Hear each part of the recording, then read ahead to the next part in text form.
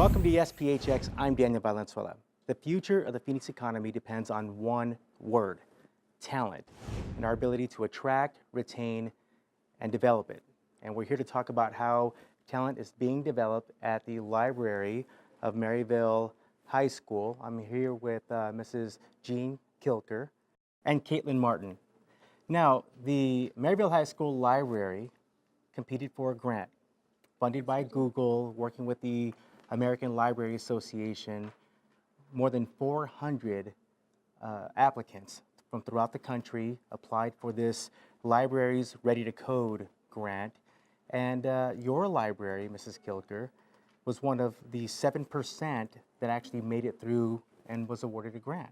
So congratulations. Thank you very much. It's important. Well, it's important to also note this is the only a library in the city of Phoenix that was awarded that grant. So tell us what you've seen. You're obviously a teacher, you're a librarian. What did you see in your library within your students to make you think that, you know, we probably need to go after this grant for coding? The coding grant was interesting because it was on computational thinking, which I'm very interested in. And I talked to the students about how computational thinking is used in everything they do, every class they go to. There's some coding that's behind what they're learning. I've been working with the child development classes and teaching them early childhood literacy. So I just put the two together and thought, well, let's take that childhood literacy, because fortunately that's what this grant was aiming for. Public libraries tried for the grant also because they do small children programs.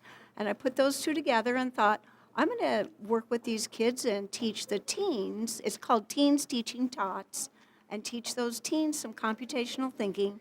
And in turn, we run a preschool, and they'll take those skills and teach the kids, the 3 to 5-year-olds, some computational thinking skills. I'll tell you why that is so important. Just a few years ago, we have some world-class universities right here in our state. Well, up to 2016, not many teachers graduated knowing coding or how to teach code, right? So now you have high school students that have a future career in teaching, and right now you're equipping them with that incredible tool that is coding. It's been really a lot of fun watching what the kids have invented. We do have the grant to have some electronic toys, a 3D printer. Those haven't arrived yet, but the kids have been very inventive. They have been making paper and, tissue paper activities that they're going to use with the kids for very much hands-on activities. And teaching those kids how to problem solve, which is what happens with coding. You're trying to make something happen, but you want to solve the problem.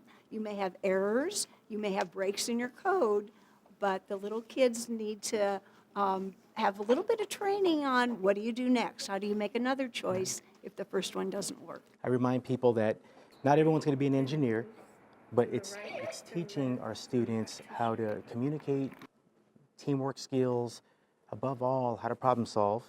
You could take those skills literally into any sector, any market, and compete.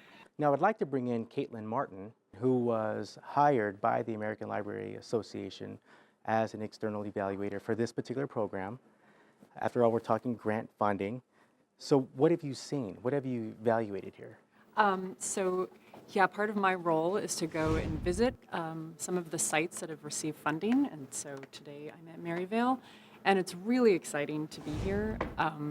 One thing that I'm really impressed by in this program, and that stood out among the other grant applications, is this idea that you're teaching computational thinking in a course that's not advertised as such. This is a child development course, and so a lot of these kids that I'm talking to are signing up for this program because they're interested in kids, they want to work with kids later in their lives, and as we know, informal and informal, a lot of the kids who take computer science courses are kids who are already interested, and so this is really broadening the participation of the kinds of kids learning about this stuff.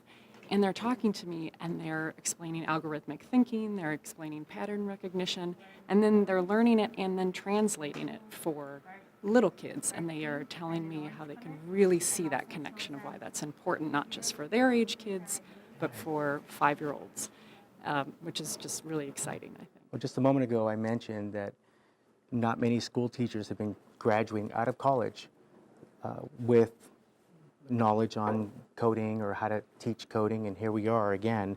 You're finding a way to integrate this with early childhood education. 1 in 4 schools today offer computer science. Now, obviously, we have to get better, and we are getting better, I believe, but 1 in 4 schools offer computer science. Undoubtedly, I would hope that undoubtedly when our high school students here become an actual teacher, those skills are going to be incredibly, even more relevant. But you also mentioned something, Caitlin. They weren't coming into this class thinking, well, I'm going to go to a computer science class. They were coming in thinking, I'm going to prepare myself to teach in the next few years. And that includes computer science, and it will include computer science in probably everything that's being taught in the classroom. Wouldn't you agree? Yes, very much so.